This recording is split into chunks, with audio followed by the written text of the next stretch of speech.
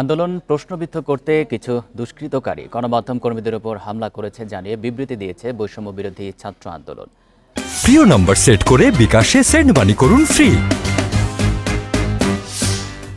সকালে সংগঠনটির official Facebook পেজে এই বিবৃতি দেওয়া হয়। এতে বলা হয়, গণমাধ্যম সহ অন্যান্য জরুরি সেবার ওপর হামলা করে আন্দোলনকারীদের ওপর দায় চাপাতে চায় দুষ্কৃতকারীরা। এ বিষয়ে আন্দোলনকারীদের সজাগ দৃষ্টি রাখার আহ্বান জানান তারা।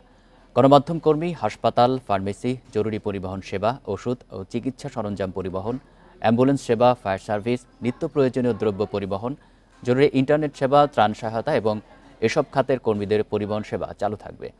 এগুলো যাতে কেউ বাধাগ্রস্ত করতে না পারে সেদিকে লক্ষ্য রাখার আহ্বান জানান তারা।